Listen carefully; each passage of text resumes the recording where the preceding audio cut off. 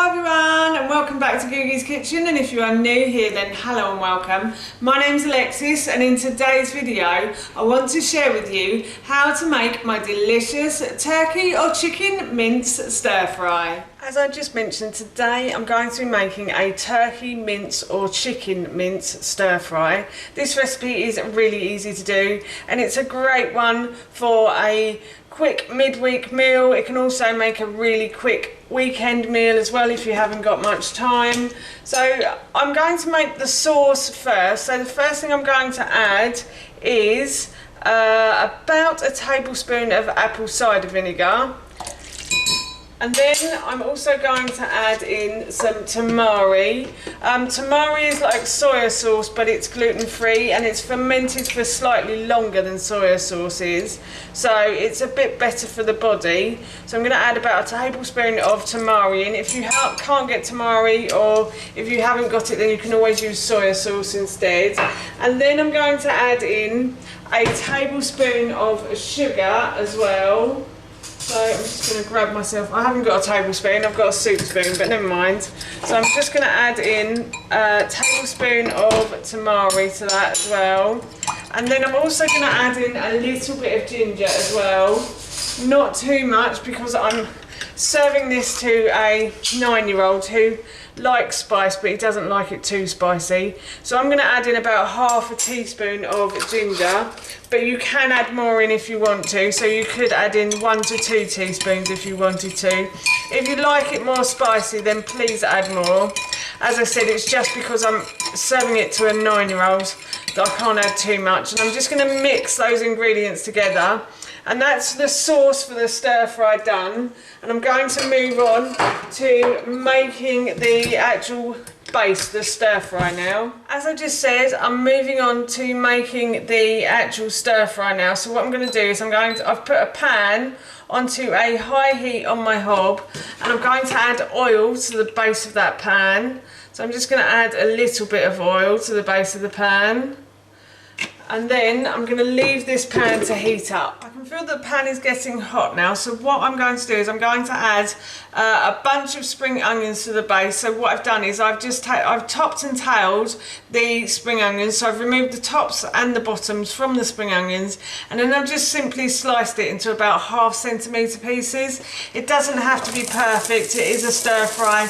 All you're going to end up doing is eating it.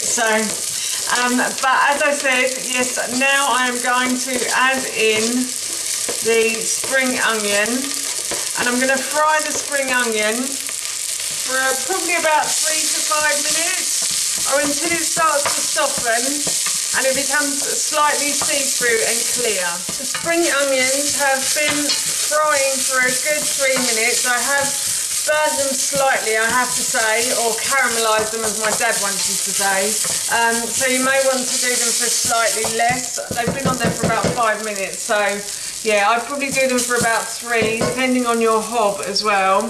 And now what I'm going to do is I'm going to add in some carrots. So I have peeled and what have I done? Cut these lengthways, so I've made them into little batons. So I'm just going to put those into the frying pan, and then I also have a yellow pepper. Well, it's an orange pepper. It was meant to be a yellow one, but I don't have any yellow peppers at the moment, so I'm using an orange one.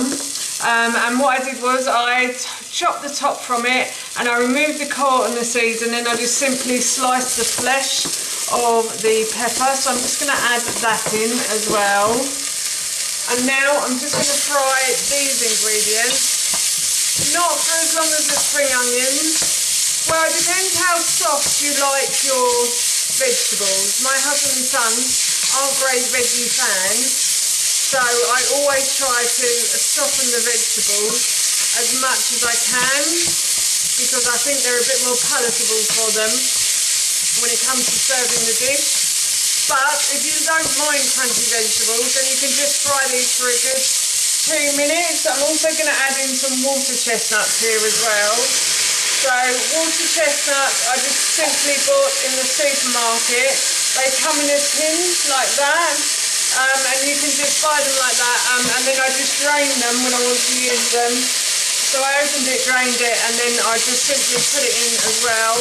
And then in the original recipe, it didn't have bamboo shoots, but I know my son loves bamboo shoots, and so do I, to be honest. So I'm going to add in some bamboo shoots as well. So I'm just going to fry these as well.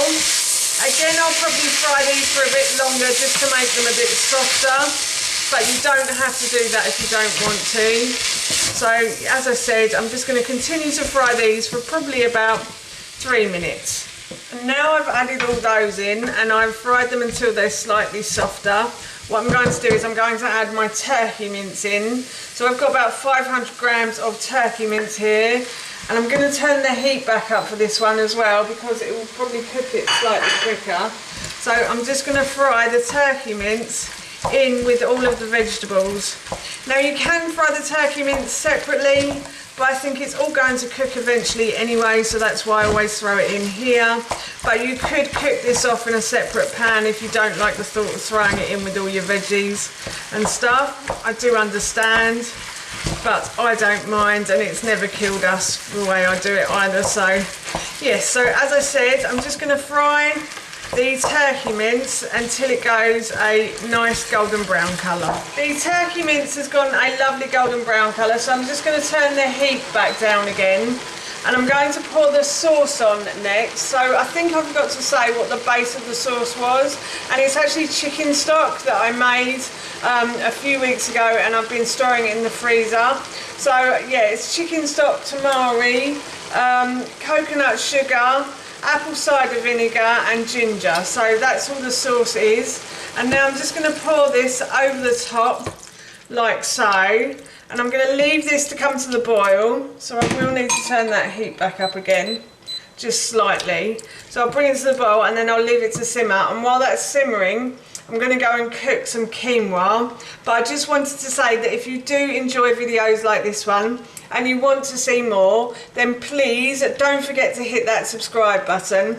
And also, if you have enjoyed this video, please feel free to give it a big thumbs up, because all of those sorts of things really help me out. So yes, as I said, I'm going to leave this to come to the boil, which it is now. Actually, I'm just going to turn the heat down. I'm going to leave it to simmer. I'm going to cook some quinoa, and then hopefully that will be our dinner done. And I also forgot to add salt and pepper. So salt and pepper to your taste. So I'm just going to add a little bit of salt and a little bit of pepper as well. We only like a little bit in this house. As I mentioned earlier, my son, he's 9 and he doesn't mind spice, but he doesn't like it too spicy. I might just add a little bit more salt though, I must say. I do like it a bit saltier nowadays. I'm just going to add a little bit of salt as well. And as I said, I'm now going to cook some quinoa. I promise, I'm going to go and do it now. The quinoa has finished cooking, so I'm just going to set this aside and then I'll plate up in a moment. But what I was going to say was that you can serve this with rice if you want to, or you could serve it with noodles as well. The reason I'm having it with quinoa today is simply because I had rice for lunch, so I didn't want two of the same thing. So I've just decided to add a bit of quinoa with it. And then also in the original recipe I said to use green beans for this recipe, and I would have added the green beans in when I added the water chestnuts and the bamboo shoots and everything else. But I decided today that I'm going to add a bit of pak choy in. We're actually growing this in the garden at the moment and we have loads of it, so I thought I'd just add a little bit of this. So if you wanted to add something like that, or spinach to it as well, or kale as well you could add, then you would add it in at the end and you just let it wilt down like so. And now I'm going to serve myself some of this, and that will definitely be our dinner done. I thought I'd give it a little try before I finish the video and serve up. It smells so good, and stir fry always looks really good as well, I think, because of the amount of vegetables in it, like the yellow and the orange. It always makes it look really bright and colourful. So I do love a stir fry. It makes it look really like a really interesting dinner, if you know what I mean. So now what I'm going to do is just give this a try and see how it tastes.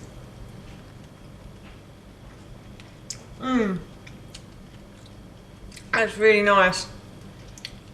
The meat is quite juicy where it's been sat in the sauce for a little while, And the quinoa's well cooked as well.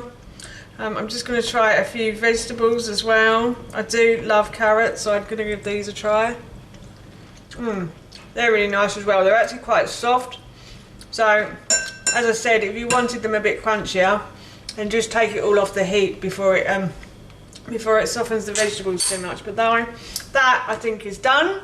And I'm ready for my dinner. That's how you make my delicious turkey or chicken mince stir fry, and that recipe I will link in the description box below for you. As I mentioned earlier, we're going to be having this for our dinner this evening, and it smells and tastes so good. I can't wait. So for now, that's it from me. Thank you so much for watching. Please feel free to give me a big thumbs up if you enjoyed this video. And please feel free to leave any comments below. And please don't forget to hit that subscribe button. See you all soon. Bye.